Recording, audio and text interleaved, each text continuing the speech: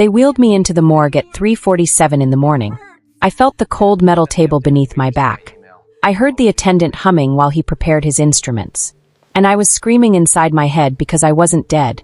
I could hear everything. Every word. Every plan. Every betrayal. And what I heard in those next 29 days would make you question everything you think you know about the people sleeping next to you at night. Before this story continues, hit that subscribe button right now, because what you're about to hear will make you check your locks twice tonight. This isn't fiction. This happened. Don't skip ahead. Every single second matters. Now let's continue.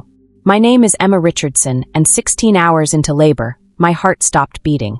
At least that's what the monitors said. That's what the doctors believed. But here's what they didn't know. Here's what nobody could have known. I was still conscious. Trapped inside a body that wouldn't respond. Locked inside my own mind while the world moved on without me. The contractions had started at 6 in the morning. By noon, I was certain something was wrong. The pain wasn't normal. It felt like my body was ripping apart from the inside, like something had gone terribly, catastrophically wrong. My husband Michael stood by the window. Not by my bed, by the window. Scrolling through his phone while I gripped the bed rails, so hard my knuckles turned white. I remember trying to catch his eye. Trying to get him to look at me, to hold my hand, to tell me everything would be okay. But he never looked up. Not once in those 16 hours. The doctor kept saying first babies take time. Kept saying I was doing great. Kept saying everything was progressing normally. But then I felt it. This warmth spreading beneath me. Too much warmth. Too fast. The nurse's face changed. 1 second she was smiling, encouraging me to breathe. The next second her skin went pale. She didn't say anything. She just pressed a red button on the wall. And then there were people everywhere. Doctors I'd never seen before.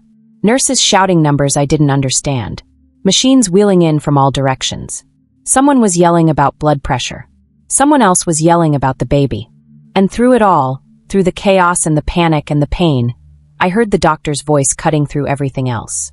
She's hemorrhaging. We're losing her. My vision started closing in. Like someone was slowly pulling black curtains across my eyes. The beeping of the heart monitor got slower. Slower. And then it became one long, continuous scream. That's when I heard Michael's voice. Clear as day. Cutting through the noise. Is the baby okay? Not save my wife. Not please help her. Not do something. Just is the baby okay? And then everything went dark. Complete darkness. Complete silence. I thought that was death. I thought that's what dying felt like. The absence of everything. But then slowly I started to hear things again. Muffled. Distant. Like listening to voices underwater. I tried to open my eyes. Nothing happened. I tried to scream. Not a sound came out. I tried to move my fingers, my toes, anything. My body didn't respond. I felt something being pulled over my face. A sheet. Rough against my nose and lips. I felt its weight settling over my body. And I heard the doctor's exhausted voice. Time of death, 3:47 a.m. I was screaming inside my head. I'm not dead. I'm alive. I'm right here. I'm right here. But my body was a prison, and I was trapped inside it with no way out. They wheeled me somewhere. I could feel the motion.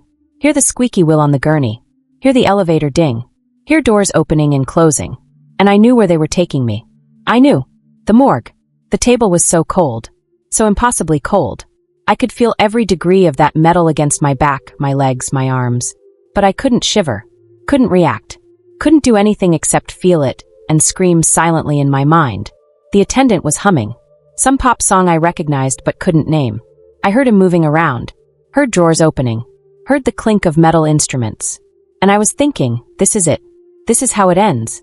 Conscious but paralyzed while someone prepares to do God knows what to my body. Then his humming stopped. Wait, he said. His voice was uncertain. Confused. Wait, I think I feel something. More silence. I felt his fingers on my wrist. Pressing down. Searching. Oh my God, I feel a pulse. I feel a pulse.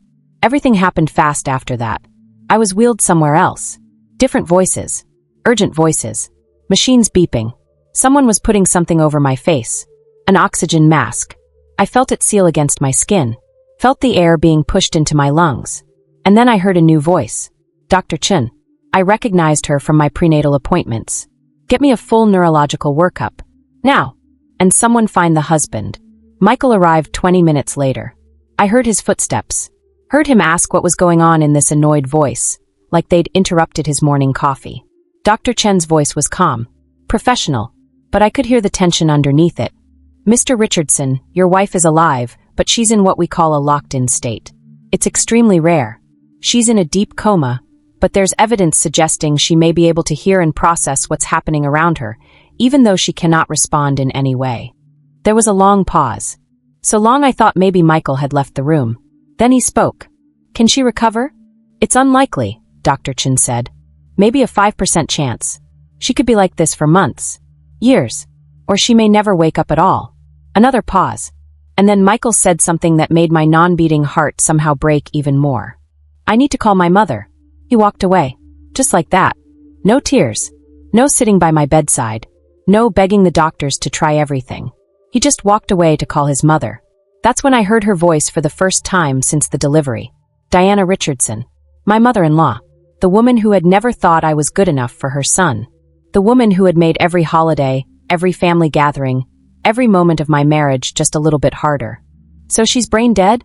Diana's voice was sharp. Clinical. Like she was asking about a broken appliance.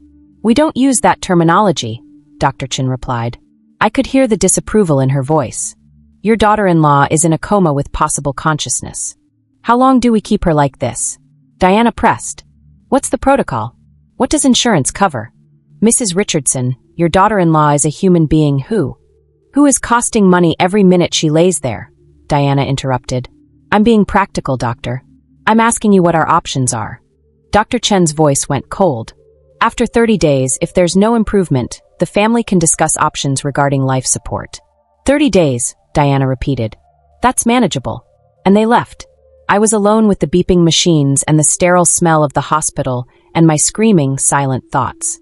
But then, through what I can only call fate or cosmic intervention, or maybe just terrible hospital security, I heard them again. A nurse had accidentally left a baby monitor on in my room, the kind they used to listen to newborns in the nursery, and it was picking up voices from the hallway. Clear as day. Michael's voice. Diana's voice. And a third voice I recognized immediately, even though I'd only heard it on the phone a handful of times. Stephanie. Michael's colleague. The woman he'd told me I had nothing to worry about. The woman who'd sent him late-night texts about work projects that always seemed to need discussing at bars and restaurants. The woman I'd suspected for months, but never had proof of. This is actually perfect, Diana was saying. Mom, my wife is in a coma, Michael said. But his voice wasn't horrified. It was uncertain, thoughtful, like he was working through a math problem. Exactly. She's as good as dead, Michael. You have the baby. You'll have the insurance money. $500,000. And Stephanie can finally step into her rightful place. No messy divorce. No custody battles. No splitting assets. But she's technically still alive, Michael said. Not for long, Diana replied. Hospitals hate keeping coma patients. Too expensive. Too much liability. Give it 30 days, then we pull the plug. Clean. Legal. Nobody will question it. What about her parents? Michael asked. They'll want to visit. I'll handle them, Diana said. We tell them she's already dead. Closed casket funeral. Cremation. They live in Oregon. They'll never know the difference. Stephanie's voice was soft. Almost sweet. Are you sure about this, darling? And Diana laughed. Actually laughed. I've never been more sure of anything. Soon you'll have everything you've ever wanted. The house, the husband, the baby. Everything. I was screaming inside my head. I was screaming so loud I thought surely the machines would pick it up. Surely something would register.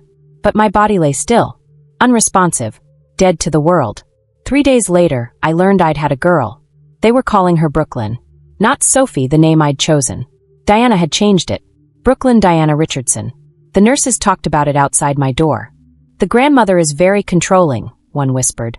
She won't even let the mother's parents visit. Said they're too emotional. Not on the approved list. And did you see that woman who keeps coming by? The husband's girlfriend. She's already acting like the baby's mother. It's disgusting. The poor woman's not even dead yet. Not even dead yet. Those words echoed in my mind for hours. Days. I was a ghost haunting my own life. Watching it be stolen piece by piece. Hour by hour. On day 5, my father called the hospital. I heard the receptionist on the phone. I'm sorry, sir. You're not on the approved visitor list. I understand you're her father, but I have strict orders from the husband. No, sir. I cannot override it. I'm very sorry. An hour later, I heard Diana on her phone right outside my door. Robert, I'm so sorry to tell you this, but Emma didn't make it. She passed away early this morning. Very peaceful. Michael is devastated. We're planning a small private funeral. Just immediate family. I'll send you the details. She hung up. There was no funeral being planned. My parents thought I was dead, and I couldn't tell them I was alive. A tear rolled down my cheek. Just one. The only thing my body would do. A nurse wiped it away gently, thinking it was just an automatic response. By day 7, Stephanie had moved into my house. I knew because the nurses talked about everything when they thought I couldn't hear. Can you believe it? One said while changing my four. His girlfriend moved in. They had some kind of party last night. A welcome home baby party. The baby's only a week old, and the mother is right here in a coma. The party. I heard about it over the next few days. Diana had sent my parents the wrong address deliberately. They'd shown up 2 hours late to find the party in full swing. Stephanie holding my baby. Michael introducing her as Brooklyn's mother. My mother screaming. My father trying to get past security that Diana had hired. Both of them forcibly removed from the property. That's my daughter's baby, my mother had cried. That's my granddaughter. And Diana had replied, cold as ice. Not anymore. You have no rights here. The nurses were horrified. Some wanted to report it. But report what? Being cruel isn't illegal. So I lay there, day after day, listening to my life being erased. Stephanie was wearing my clothes, sleeping in my bed, raising my daughter. They'd thrown away my photos, redecorated the nursery, changed everything that reminded them of me.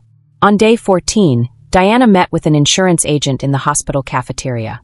One of my favorite nurses, Kelly, overheard the conversation and told another nurse right outside my door. They thought I couldn't hear.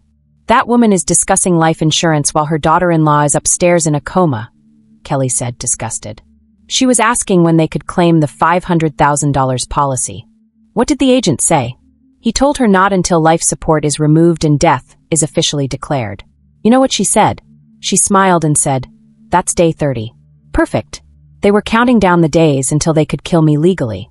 But then on day 20, everything changed in a way none of us could have expected.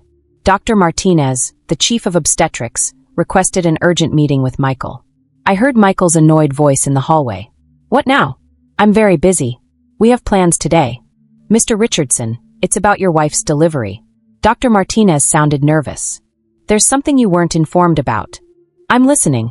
Your wife delivered twins. 2 babies. Twin girls. The silence that followed felt like it lasted an hour.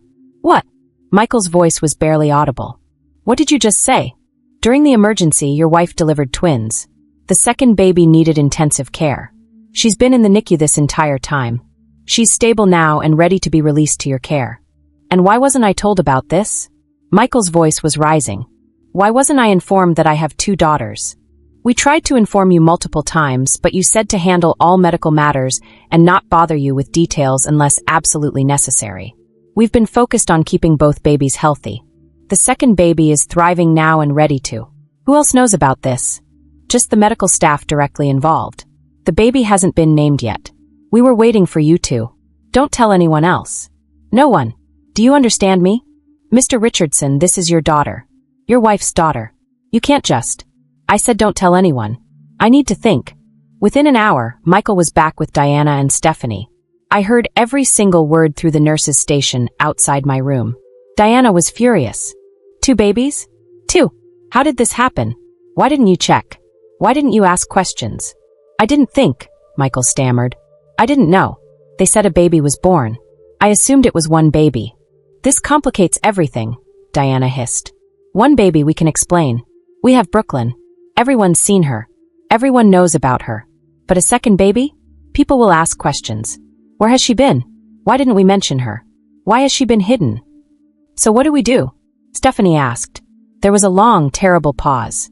Then Diana said something that made my heart monitor spike so violently that alarms went off throughout the ICU. We get rid of her. What? Michael sounded shocked. But not shocked enough. Not nearly shocked enough. The second baby, Diana clarified. We give her up for adoption. Privately. I have a friend, Patricia, who's been desperate for a baby for years. She'll pay $100,000 cash. No questions asked. No paperwork. Clean transaction. You want to sell my daughter? Michael said. But there was no conviction in his voice. No horror. Just uncertainty. "She's not your daughter," Diana snapped. "She's a complication. She's a loose end. One baby keeps your image as the devoted single father. 2 babies? That's suspicious. People will dig into why we never mentioned her. Why she was hidden. They'll find out about Stephanie. About the affair. About everything." "Your mother's right," Stephanie added quietly. "It's cleaner this way. One baby. One family. No complications. No questions." The alarms were screaming now. Nurses rushed into my room. They checked my vitals. Tried to figure out what caused the spike. One nurse, Kelly, looked at my face and gasped. "Her eyes. Look at her eyes. There are fresh tears." "Automatic response," another nurse said dismissively. "Happens with coma patients sometimes." But Kelly didn't look convinced. She leaned close to me, so close I could smell her lavender perfume. "Emma," she whispered. "If you can hear me, if you're in there, we're going to help you. I promise." She left my room and immediately found her supervisor. I heard them talking in urgent, hushed tones in the hallway. Something's wrong. The mother's heart rate spiked right when those people were discussing selling the baby.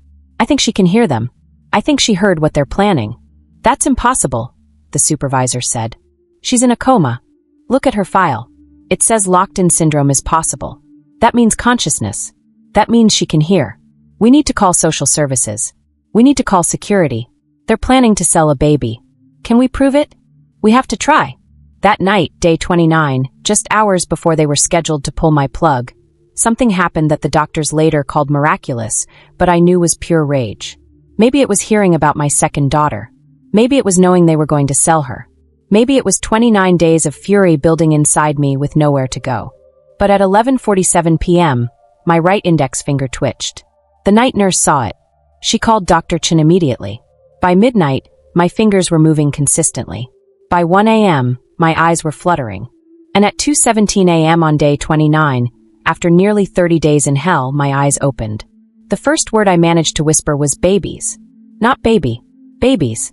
Plural. Dr. Chin was there. She leaned over me, her eyes wide with disbelief. Emma, can you hear me? Can you understand me?" "Both," I whispered. My throat was raw, my voice barely audible. "My babies. Both of them. Where are they?" Her eyes widened. "You know about the twins?" I looked directly at her. I let her see everything in my eyes. All the pain. All the rage. All the knowledge. "I heard everything," I said. Every single word. For 29 days.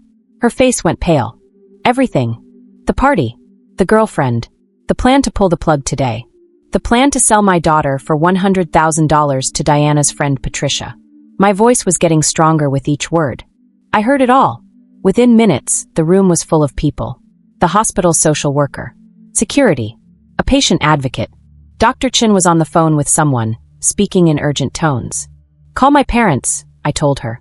"Robert and Linda Peterson. Oregon. Tell them I'm alive." When my parents walked into my room 3 hours later and saw me sitting up, awake, alive, my mother collapsed.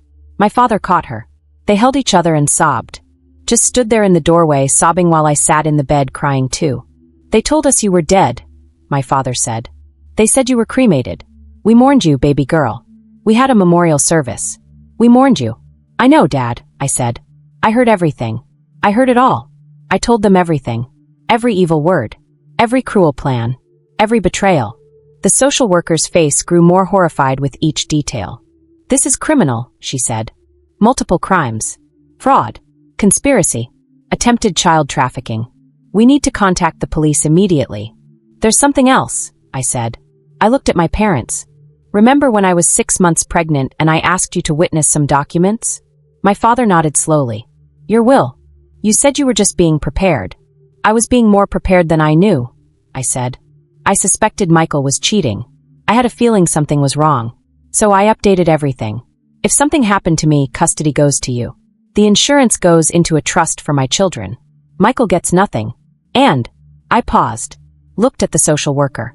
"And 6 months ago, I installed hidden security cameras in my house. Michael doesn't know about them. They've been recording everything. The affair. Stephanie moving in. The party. All of it." My father's lawyer arrived within the hour. He was an old family friend, Gregory Walsh, who looked like he'd gotten dressed in the dark and driven 90 miles per hour to get there. Emma, he said, gripping my hand. We thought we'd lost you. You almost did, I said. But I need you to get those camera files. They're stored on a cloud server. I'll give you the login information. At 10 a.m. on day 30, the exact time they were scheduled to pull my plug, Michael, Diana, and Stephanie walked into the hospital. Diana was carrying papers. Legal documents. I could see them in her hand from down the hallway. Stephanie was wearing my perfume. The same perfume Michael had given me for our anniversary. I could smell it from 50 feet away. They were laughing about something. Actually laughing. Dr. Chin intercepted them near the elevator. Before you go up, she started. We don't have time, Diana interrupted. We have the legal papers. We're terminating life support today. I've already spoken to the ethics board. I really think you should. But Diana pushed past her. Michael and Stephanie followed. They walked toward the ICU like they owned the place. Like they were coming to finish a job. They opened the door to my room. I was sitting up in bed, fully awake, staring right at them.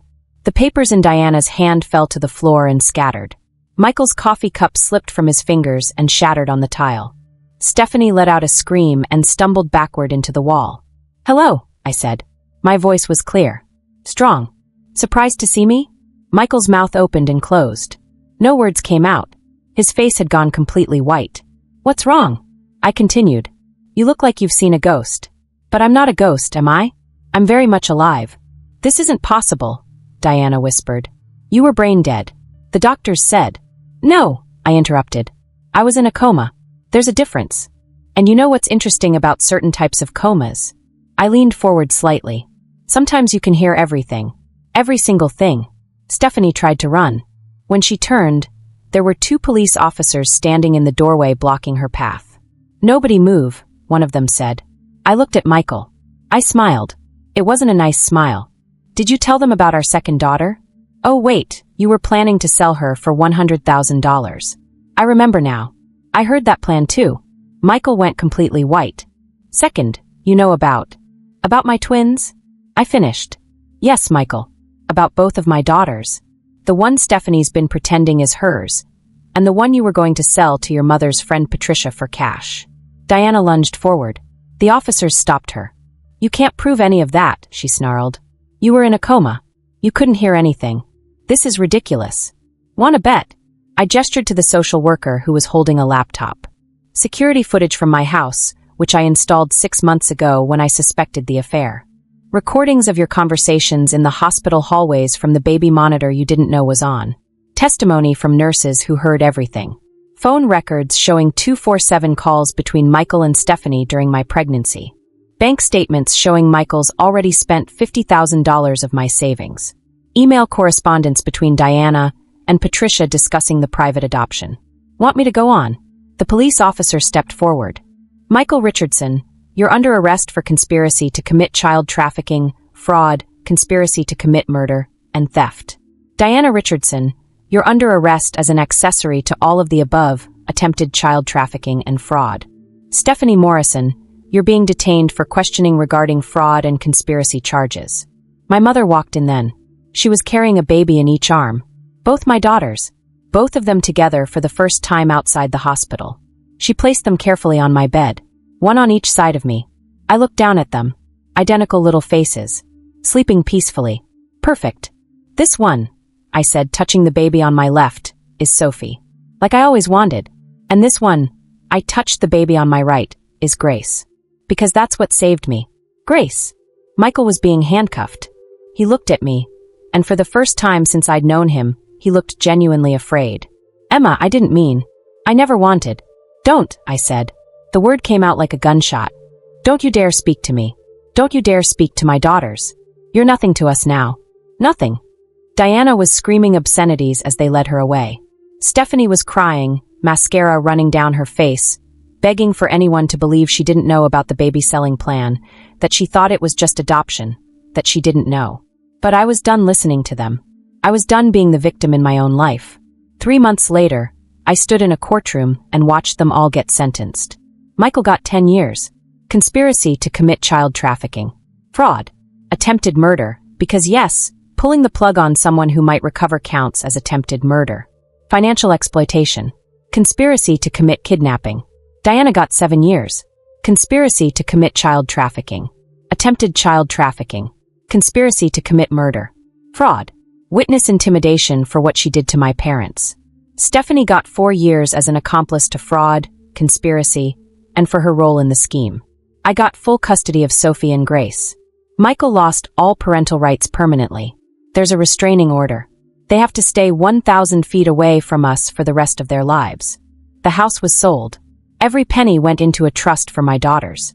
The insurance money, all $500,000, is locked away for their education. Michael's pension, his 401k, everything, split between the twins' trust funds. I moved back to Oregon to be near my parents. Started writing a book about my experience.